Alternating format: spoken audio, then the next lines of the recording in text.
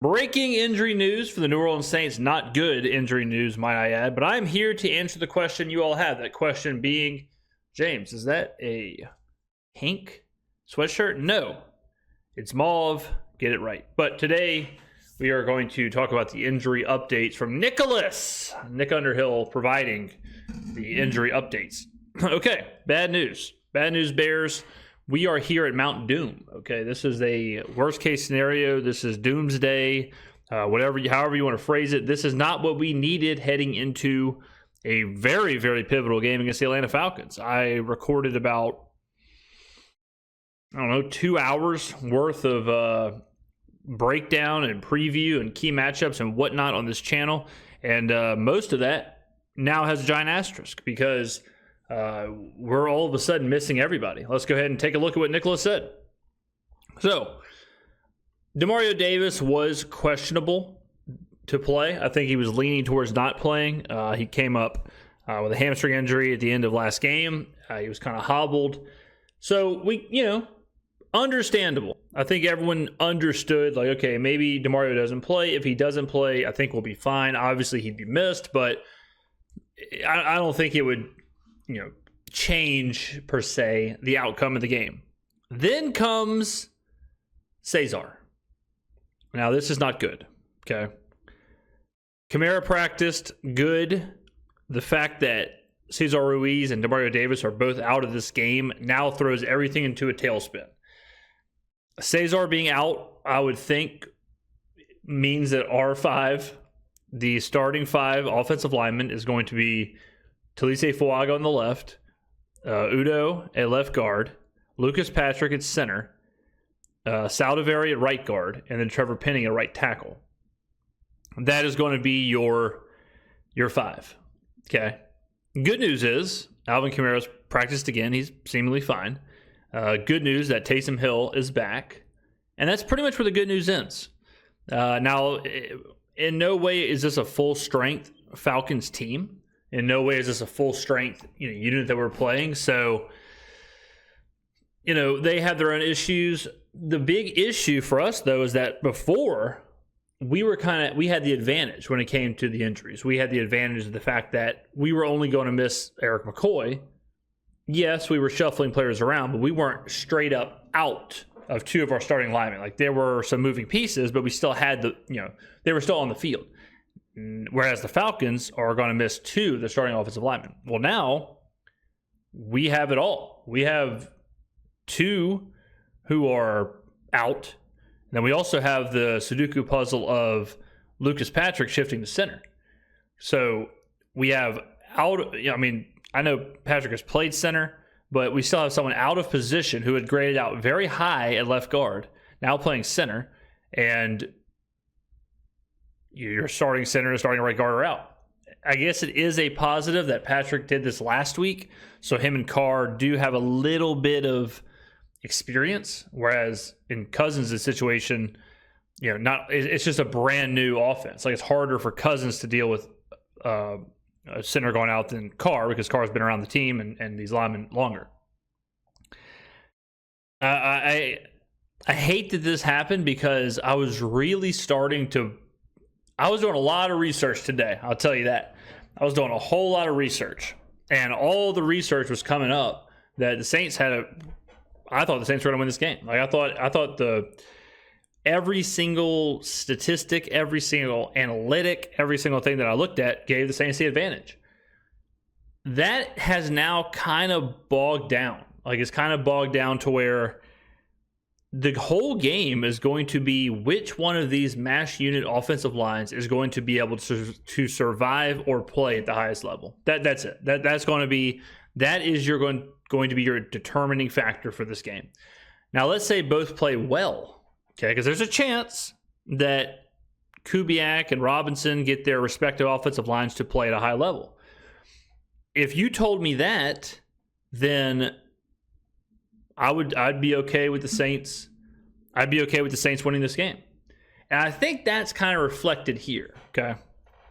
So this is the VEASAN odds board.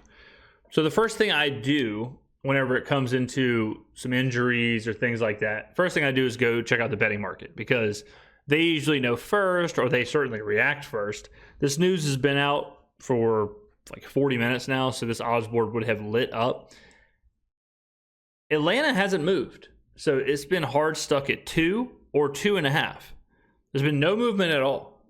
Okay, so it's not like this, because when we see, and I want to, this is going to be kind of a advanced idea if you're not into the betting space, but when we see this news, we immediately think, well, okay, we're done. Okay, season's over. Okay, we're going to lose. Okay, we don't have a shot. Okay, it's a blowout. Cesar Ruiz is out. Demario Davis is out. All right, I'm not watching the game. I'm doing something else. I'm going to the park. I'm doing something.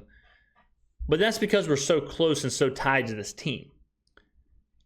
The betting market right now has told you that these were more than likely either already known, and that's why the number went from -1 to -2.5, or that these aren't that big of a deal to the grand scheme of things of like how they project this out, final result wise.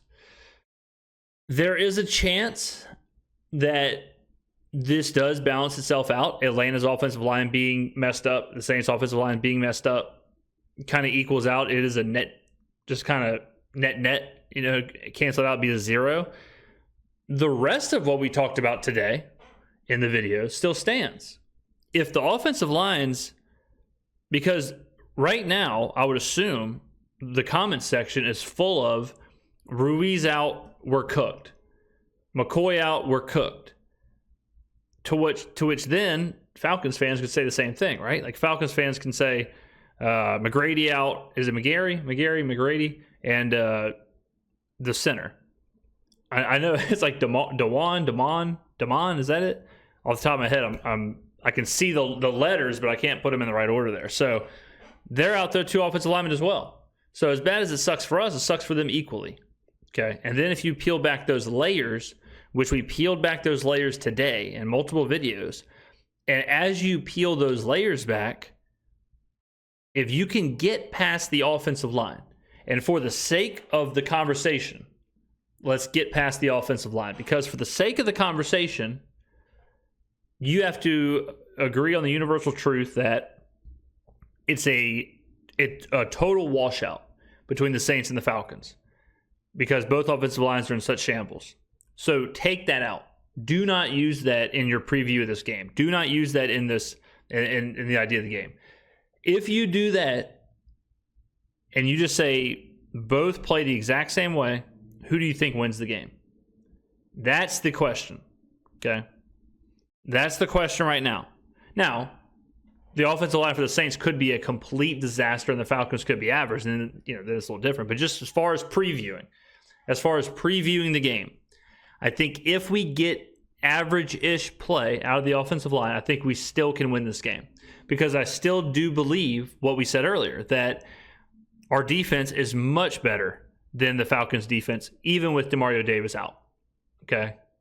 We were like 16 spots ahead, DVOA-wise. Now, you could say, okay, but the Falcons played a hard schedule. You factor that in. You also factor in that Davis is out. I still don't think it makes up 16 spots or whatever it is on DVOA. So we have a better defense. We can take advantage of their offensive problems. The secondary is a big deal. The fact that our secondary is so good and untouched, if they have trouble running the football, they're going to turn to attacking that secondary.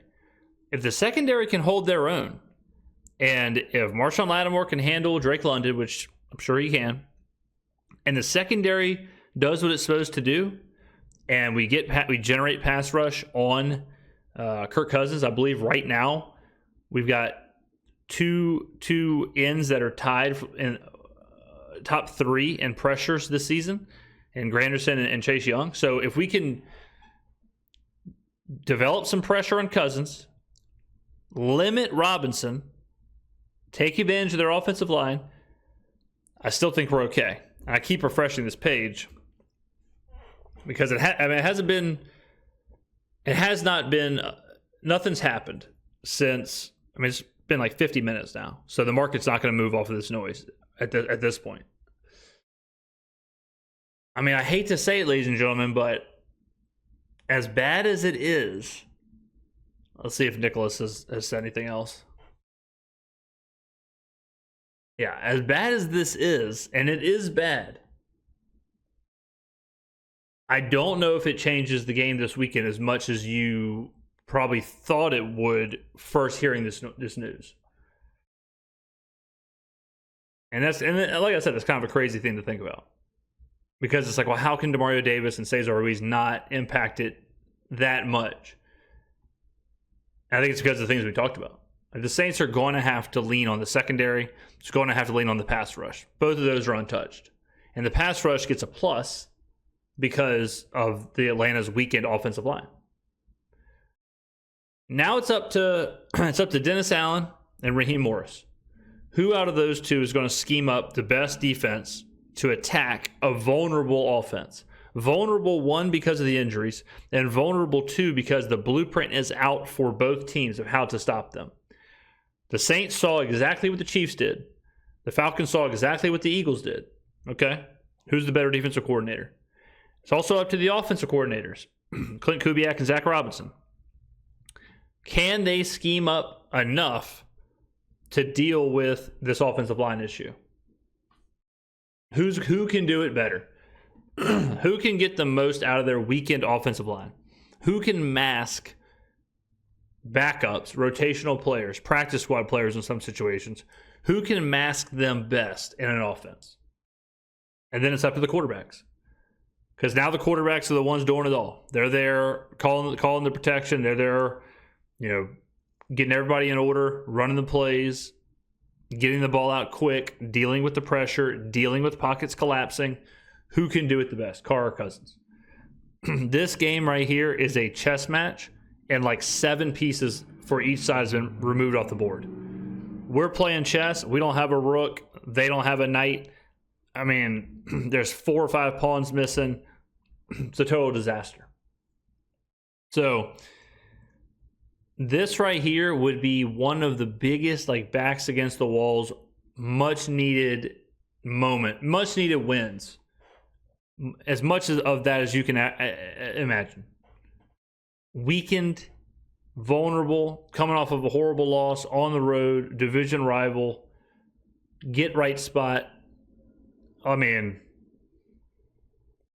this is going to be a wild, wild, wild game to watch. There's so many layers to this game. It's really insane. It's an insane game to kind of handicap and kind of preview, and I can't wait. I can't wait to watch it. I mean, I got a feeling it's going to be a slugfest. I got a feeling it's going to be just a disgusting, slow, plodding game. If you like 3-4 yard rushes, you're going to love this game. That's what I think. Ladies and gentlemen, get on down in the comments below. What do you think about this breaking injury news from Nicholas? How do you feel about this? And I will see you in the next video.